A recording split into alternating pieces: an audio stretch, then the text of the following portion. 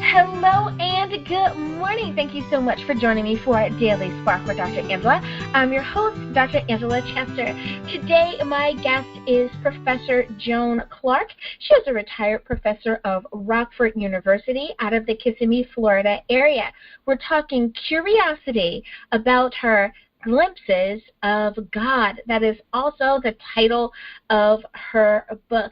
We're talking about her experiences as a single parent of 4, being an Episcopal deacon and university professor, and how she has shared her life story in poetry. So let me tell you just a little bit more about her.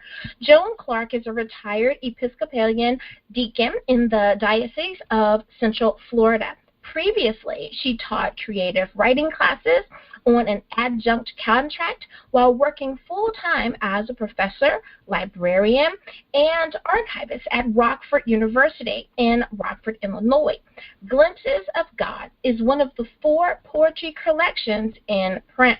Her fiction works are published under her pen name, Lara Bonnell, or Bonnell. I'll have you clarify that. Professor Clark has 4 grown children, 3 girls and 1 boy. Recently, she completed a semi-autobiographical account of raising them as a single parent entitled ONE ACRE AND INSECURITY. They have gifted her with 4 grandchildren, 3 girls and 1 boy, again, an educator at every level. She has taught kindergarten, 4th grade, junior high, and senior high English before earning a graduate degree in library science and becoming a professor. During retirement, Professor Clark served as an Episcopal deacon and founded the SOS Ministry, Serving Our Savior, a supplementary food program in Citrus County, Florida. Professor Jones' poetry truly reflects her life's journey and how earnestly she has pursued and recorded her glimpses of God.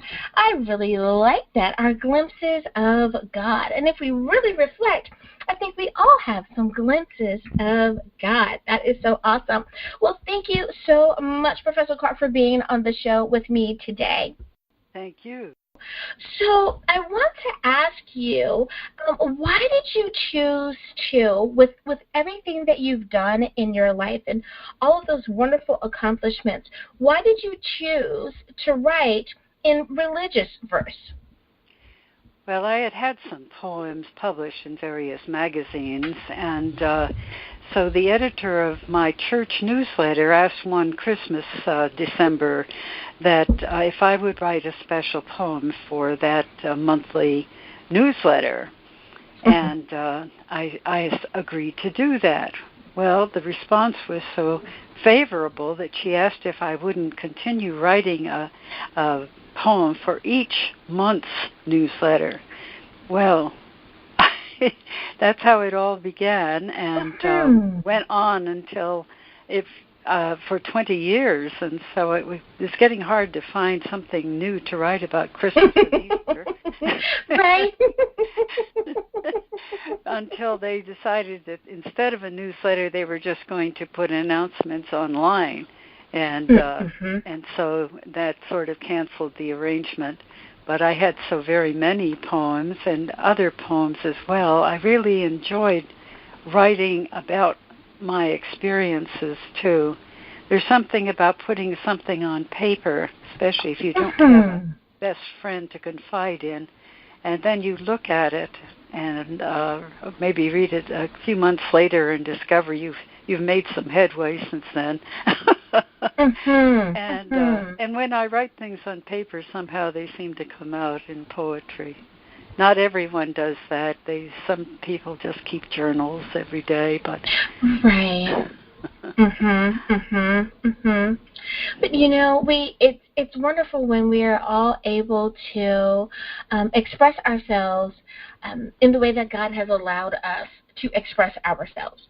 Right. Some people, can write poetry, like you said, or if you're a songwriter, or perhaps you're a musician and that is your art style. It's just beautiful to be able to express yourself and just get it out for others to understand what you're feeling.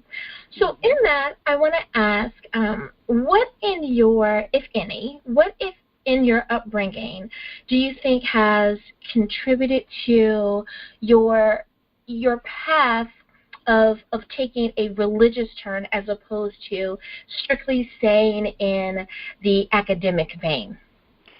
Well, I was raised in a Baptist home where grace was said at every meal, and we said we said our prayers before we went to bed, and we had wonderful old hymns that we used to sing with words that reminded us of God's promises, and it just seemed very natural. Also, I was taking piano lessons, and they needed a pianist in the primary department.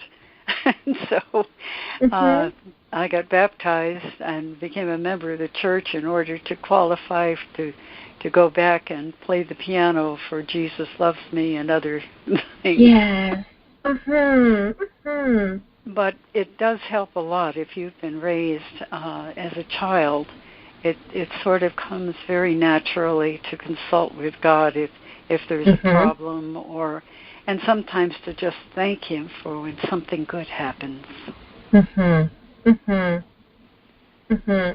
it's really, like you said, it becomes something that is so incredibly natural to you when you are, when it starts as a child, and you are just kind of immersed, and you understand, and you take that scripture to heart that Jesus loves me, that, and the song becomes just really real to you. And I think that it really can have a very profound and positive effect on you. You really said something there. Now, I noticed... I also had, it was very often bragged about in our family that my grandfather... Both my parents were Canadian and came to this country as young people, but my grandfather on my father's side was the Reverend J.J. Bonnell, and he was the Billy Sunday, the great evangelist that traveled all over Canada holding tent meetings and so forth. Oh, wow. In fact, my grandmother on the other side, the Worden side, said that she had walked 10 miles round trip in order to attend one of those tent meetings. Oh, wow. But unfortunately, he died young of tuberculosis. They didn't have a cure yet. But anyway, I have his ordination certificate framed and hanging on my wall. I love how, there are certain things that are just important to some family members, and they may not be quite as important to others. I'm like that too. Something like that I would want to keep. I would just want to have it. And no one else would want it. That's fine with me. Or, if someone else did want it, it's like, well, let's figure out what else can we have, that belongs to him too, just to be able to share in the all that he has done. I can understand that. But we need to have folks that are like us, though, too, because that's how we are able to keep a lot of our history. We have to have those people who want to archive the things and keep it around. Now, when we look at your book, we notice that there is a sense of rhyme to it. Now, we know that not all poetry, it's not a requirement that it rhyme, but it seems like you have a bit of rhyme with yours. Why did you choose that particular style, or did you find that you were simply writing and that's what you ended up with? Well, both. I tend to have a sense of words. I grew up with the King James Version of the Bible, and of course that is a very lovely Old English, rather, translation of the Bible. And the Psalms in particular are very beautiful. So I had sort of a sense of rhyme. And then I loved the hymns. And if you notice in your hymns, the verses do rhyme. And I think that sort of got me started on the business of rhyming. Then I also noticed that when the lines rhyme, they can be memorized very easily. Mm-hmm. And so that played into it, too. I sort of wanted people to be able to remember the things I wrote, hopefully. Mm-hmm. Mm-hmm. Mm-hmm. And I think that's, I love that you were aware as well. I guess that's just the teacher in you as well, the educator that is in you that says, hey, let's make this so that not only will they be able to read it, but if they can tuck it away as well.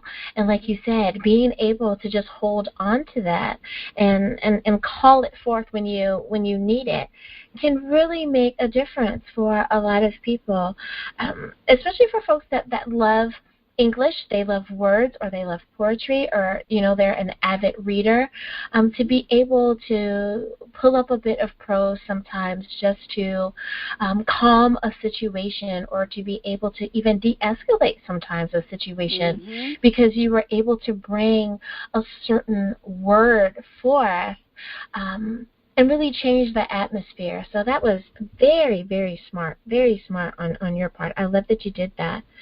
Now, when we talk about your book, and again, listeners, it's called Glimpses of God, how come your glimpses, if I'm understanding correctly, they are arranged by seasons? Well, that's kind of how we live our lives, is by seasons. And remember, I was writing poems for monthly newsletter. And so that sort of followed the seasons. And there's something nice about regularity. Spring always follows winter, and fall comes after summer, and so forth. And I wanted my poems to kind of follow the life pattern. And so I did seasons. And it also follows the canonical year, which many of the major denominations follow. So right. So that's how it came about. And I think it's really that you gave the reminder. It's like, well, remember, it was for the newsletter, and that would make a lot of sense. We're not going to talk necessarily about the harvest in springtime or springtime during the winter necessarily. So that really does make sense. I love it. Well, I want to make sure that my listeners are able to get in contact with you. Professor, how should anyone who wants to reach out to you or follow you on social media, how should they do that? Well, I have a website, joan-clark.com. And since I also write under a pen name, which is Lara Bonnell, I have a website under that name as well. Alrighty, listeners, well, we need to take a very short break, but when we get back, we will continue our conversation. Curiosity about her glimpses of God. We'll be back right after this. Smell Good Spa for the women who are making a conscientious change in their personal care products. Specializing in signature fragrance oils, hand-dipped incense, and wholesome bath and body and personal care products. Smell Good Spa. Use code HELLO25 for 25% off your order. Live good, feel good, smell good wholesomely. SmellGoodSpa.com.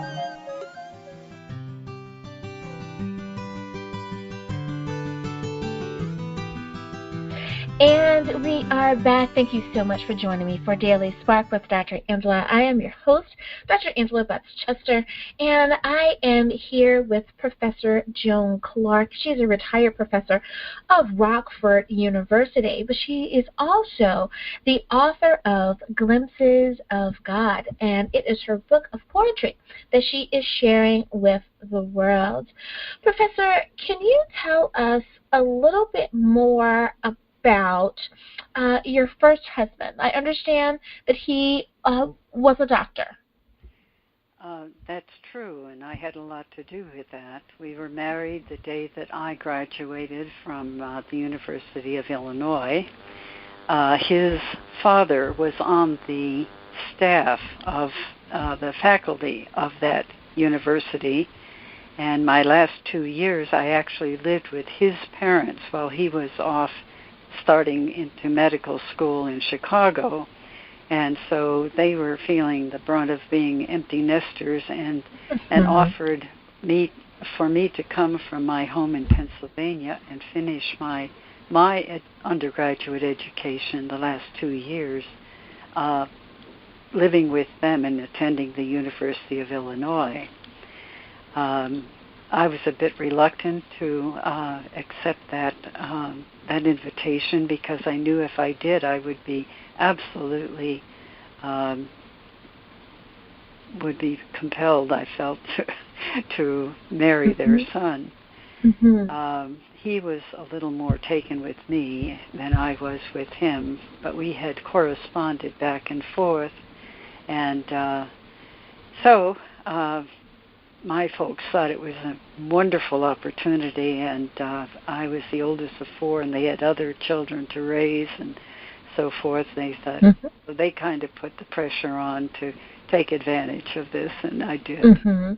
Anyway, his parents and I really got along famously, and it was a good time, and we were married, and then moved to, of course, to Chicago where he was finishing med school, and from the time we were married, I carried the burden of his education and our expenses and so forth. And then when he finished that, he went into service for 2 years. We were in Germany during that time. And then on, he came back and went into general practice in Paxton, Illinois, just north of where his folks lived. And after 2 years of that, he decided to specialize, and I encouraged him to do that. So I was teaching school all that time. Also, we managed to have 2 children when we went back, and I was teaching high school English, and I also was the coach for the debate team at one point, and then another time I was the advisor to the yearbook. So it was a very busy time, and but I knew that once he got the specialty, he would be extremely well placed, and maybe I could quit work and stay home with my children. But anyway, very close to the end of that time, he came home one night, and I fixed a special dinner. Usually he ate at the hospital. It saved on our bills, and it was convenient for him to do that. And anyway, he came home, and I was able to fix the special dinner so I could tell him we were going to be having another addition to the family, a third child. He came home to ask me for a divorce. It was a stunning evening. Oh, my goodness. Anyway, he had met a nurse who evidently set her cap for him and convinced him that I didn't have enough class to be a specialist wife, that I didn't even play golf. Wow. So anyway, we're saying that you were a teacher. All those years of working hard, it wasn't going to pay off. And it wasn't going to pay off. And he suggested that I probably should just go ahead and get an abortion, and I didn't do that. Oh, my gosh. So anyway, we ended up divorced, and we had moved back to Illinois. We had taken the specialty work in Indiana, and you had to wait a year after you became an Illinois citizen. And so my fourth little girl was born, and the third, rather, was born. And so we, by that time, we finally did get a divorce. But it was very hard. Oh, my goodness. Yes, of course. And I have a poem that tells about that. Yes. It's called Spring Sign. Reduced to living from hour to hour by 3 sick children and a fresh divorce, I grumbled about the gift of a tree, but managed to plant it hastily. Perhaps my infant and it would grow tall when spring's warming sun revived us all. But by April, the sapling lacked any leaf. One more failure, a different grief. Wishing the sterile evidence away, I wrestled its remains out of the ground, thrusting them into a tub by the entryway to await the trash trucks coming around. Each time I passed that skeleton, its branches bare as my barren present, I wished our lots could be otherwise, some hope restored, like an undeserved prize. As the children's health and spirits revived, time's passing numbed my scalded pride. It's enough to not be hurting, I whispered to what was left of the tree. But it refuted such rationalizing with a faint swelling, and then one delicate leaf. Hallelujah, sang my soul as gently I replanted the tree. I could not water nor watch it enough. Far more than earth crumbled into that hole. So that sort of explains how things went with the divorce. Oh, wow. But that is wonderful. Degree. Yes, I love it. I love it. Oh, wow. That was really, really nice. And I really don't I didn't want that to just kind of go by and not give everyone a moment to let that sink in, especially that last bit as you put the tree back in, that it's not just that's going in there, that there's so much. I think that with everything that's going on and so many women in the world coming into their own and trying to find their voice and understand who they are and what they need and no longer need, that how appropriate for the person who really needed to hear that. Thank you so much for sharing that one. Surely. Thank you. So, anyway, that was a rather unhappy part. But I got my graduate degree and found work, and but then suddenly I ran into a priest that I had, an Episcopal priest that I had known before when we were in general practice in Paxton. He had been my priest for 2 years. Anyway, he proposed that we join forces, and I didn't think he could get permission from his bishop to marry a divorced woman, and but I knew that a woman with 3 small children would probably not have many offers, and I had not asked enough. I was too prideful. I had put the man through all that training. I didn't need him to support us or to interfere with our lives. Okay. And, he had only wanted to visit the children for 2 weeks in the summer and an early Christmas at Thanksgiving time. So I told the priest that if he could get permission, I would marry him, and we'd be a family again. And so that resulted in his being transferred to the farthest small mission over on the Mississippi River in the Diocese of Chicago. And we were told we would have to wait a year for a decision, and I'm quite sure the bishop hoped that the whole arrangement would fall through, but it did not. Okay. And so after a year, we were married, and so I became a pastor's wife. And that was an interesting interval as well.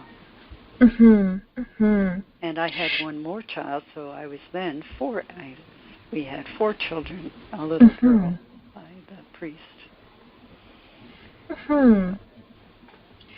And it's so nice to be able to share and walk through all of the things that have happened. I think that when we share bits and pieces of our life, that for some people it makes you more real, more tangible, more it allows them to understand your success so much better, because they understand that it wasn't just handed to you, that you've gone through some life and you've come out shining on the other side. Maybe a little bumped and bruised for all that you've gone through, but you're still standing, and that they can find some hope in that. And it really can be encouraging for so many people, especially when you were mentioning having been divorced. That is a concern for many of my clients when they come in, is that they have found someone that they love now. And their concern is that I want to have a proper church wedding, but I've been divorced, and it just weighs so heavily upon them. So I'm glad that you were able to mention that and bring some conclusion, for someone that may apply to. Well, it is almost time for us to go to a break, Professor Clark, and I want to make sure that if we have someone who joined the show a little bit later, can you please remind them how can they keep up with you? Well, I enjoy having mail from my readers, as well as online things. So that sort of information is in the book, Glimpses of God. I have a sequel to Glimpses of God called Along the Way. So it's our good places to make my acquaintance. Alrighty, listeners, we need to take a very short break, but when we get back, we will continue our conversation with Professor Joan Clark. Curiosity about her glimpses of God. We'll be back right after this. Hi everyone, Dr. Angela here. Did you know that Daily Spark is now on Facebook? That's right, you can visit with me at facebook.com/Daily Spark with Dr. Angela. I want to know more about what you're thinking. I'd love to know, which interview did you find the most entertaining or the most informative? I want to talk to you, and I want you to be able to talk to me. Simply visit facebook.com/Daily Spark with Dr. Angela.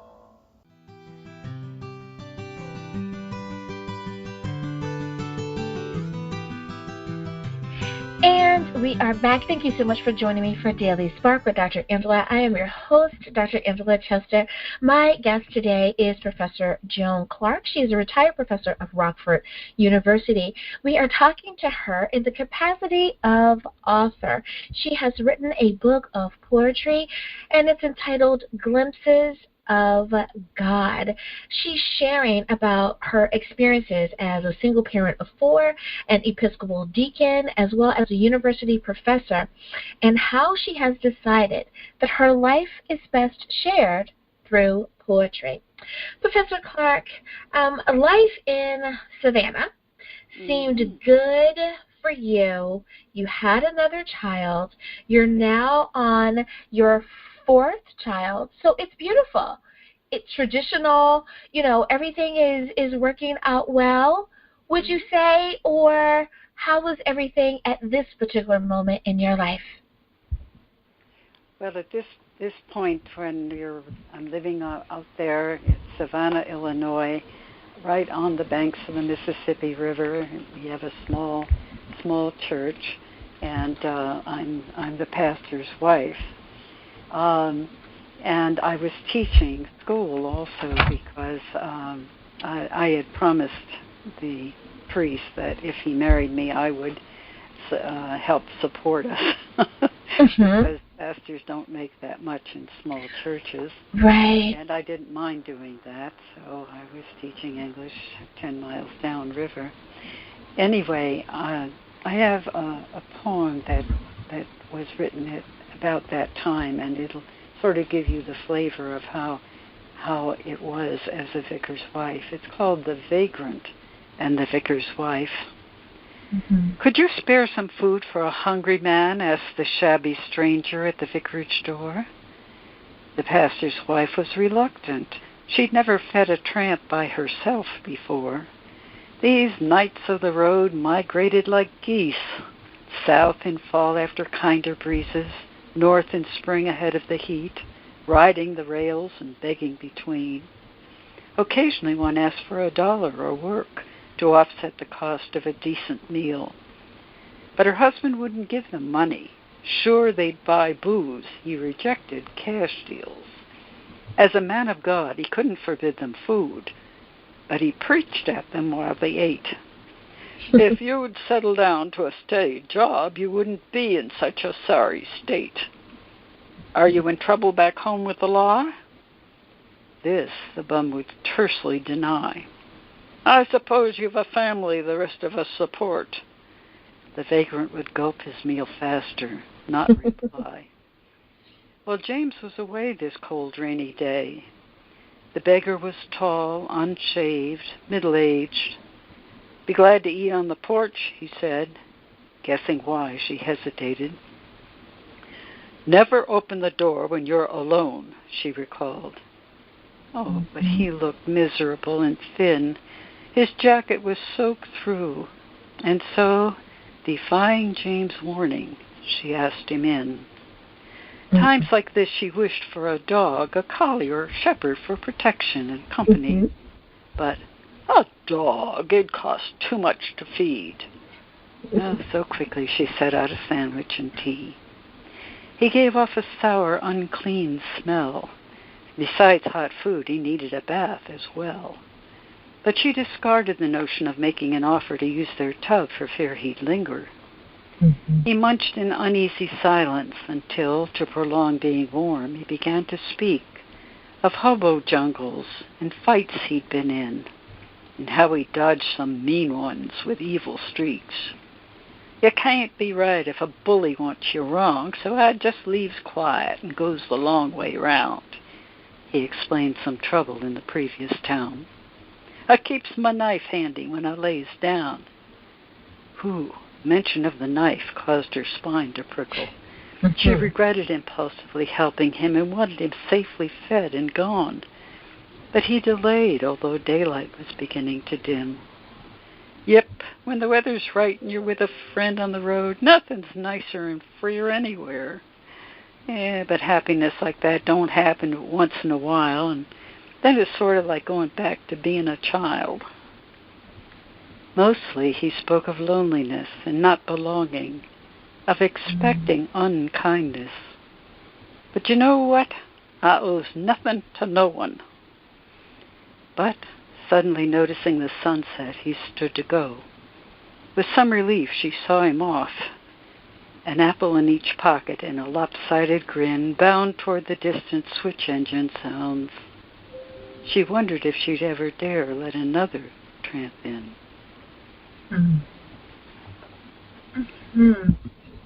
Oh, thank you for sharing that. Wow, I love it. Yes, yeah. Plus, there's nothing like having the author read their own work, because you know exactly how to say what you've written because you wrote it. you know, so you're able to follow along, and you see the picture and you go along the journey with you. And it is, thank you so much for sharing. Thank you so much for sharing. But it gives you an idea, a little bit of yes. My then husband, and he wasn't always the kindest of men. And but the big thing that came that really tore us apart was that my son was bullied in the local school. The great athletic contests in Savannah had to do with wrestling. And he tended to be thin and a little bit not as big as some of the other boys, and he really was badly bullied, to the point where his own father was concerned and had him diagnosed by a psychiatrist on the summer holiday. And it was said that if we didn't get the boy into a private school, he wouldn't prosper. That it had gotten to that point. So anyway, we checked into private schools. There was nothing in the immediate area out there, but there was one in Rockford. In fact, the one in Rockford, Keith Country Day School, was the best in Illinois of private schools, and so, but 90 miles away. Oh, wow. Anyway, it just happened, I call it a God incident, that Rockford, then it was college, now it's university, but Rockford College was advertising for a public service librarian. And so I went and interviewed, and I have to confess I didn't tell my husband I was doing that. I thought it was a long shot, but anyway, I got the job. And so my son and I, for 2 years, commuted 90 miles each way to Rockford so that he could attend private school. And after a while, it became the commuting became so wearing. That, and Russ was finally filling out and getting taller, and he had a chance to play on the basketball team. But the basketball team, of course, practiced after school hours and had their games on Friday nights. And so I took an apartment in Rockford, and we just were going home on weekends then. And the marriage just fell apart. It was just too much, right? Yeah. And so finally, but my oldest, Sherry, was about to graduate from the local high school as valedictorian. She was such an excellent student. I couldn't rob her of that, and so I hung in until she graduated, and then left. We moved to the apartment in Rockford permanently. I brought all 4 children out with me, but he contested the custody of the youngest, his daughter. And so she went to live with him, but the arrangement was that she would spend every weekend with us in Rockford. So there we were, commuting on weekends again. But it somehow or other, everybody came through okay, and they're doing well now. But it was hard. But I found that the hard things that one goes through, make you stronger somehow. And you wonder, my son still reminds me of one night when we were traveling home in a bitter snowstorm, and I looked over, and he was clinging and to the car, and I said to him, "Well, don't just sit there, Russ, pray." Every once in a while he reminds me of that. But You just take praise. That's right. And when things are not going well, you draw closer to God. I do anyway. I have more to consult with and to ask Him and to pray for guidance and so forth. And yep. So and it all works out. So in all of the sharing that you have, and thank you for being so open about that, because I know that your time with me today has really inspired someone to say, oh goodness, that's me. I'm commuting back and forth. Or, yes, that's me. I'm in that place where I don't know if I'll be allowed to be married again. All of these things that women have to think about that perhaps they're not sharing with their friends. Thank you so much for mentioning them and allowing the conversation to happen. And I have to ask you this, and that is, looking back, because, we do have a tendency to reflect from time to time. Do you regret any decision that you have made? Or would you want a do-over on anything? Well, I could wish that things hadn't happened the way they did sometimes. It would have been easier. But the one thing I have found is that your own rough places give you empathy with others who are going through similar things. And I was able to convert that pain into helping others who were, so I ran divorce recovery workshops and grief recovery, and so you and that's redemption somehow. In the long run, things work out, and it's given me a lot of empathy with people who are poor or things are not going well for them, and they believe you when they know that you've been through a lot too. Yes. And like you said, it really allows you to be so empathetic,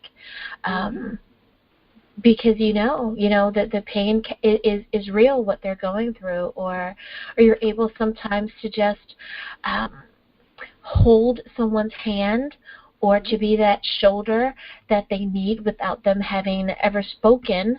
You know that look, or you can just feel the tension or the pain that they're going through, and it is so beautiful.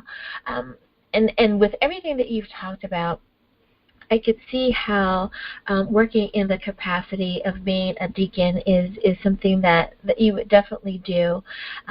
Being the hands, being the arms, being the feet, being, just the extension of Christ, and just reminding people that He is here to love us, and He is still here, and He does care in spite of what may be going on in our immediate world. He's never left us behind. Very true. And another thing I might add is that I became a deacon after I retired from my career, because I now had enough. I had a retirement so that I didn't have to be paid. And so I was able to devote a great deal of time to helping out. To be able to help others. Yes. Yeah. Well, Professor Clark, thank you so much. I'm so sorry to cut you off, but thank you so much for joining us today. We are out of time, but that just shows. Well, that's a great interview. Time seems to just go by so quickly. But thank you so much for spending your morning here with me on Daily Spark with Dr. Angela. Thank you for this opportunity. And listeners, thank you as well for tuning in again. We appreciate you spending your mornings here with us as well. And as always, may the Lord continue to shine His face upon you. May you receive His grace and His mercy in all that you do. Until next time, everyone, have a blessed day. Bye-bye.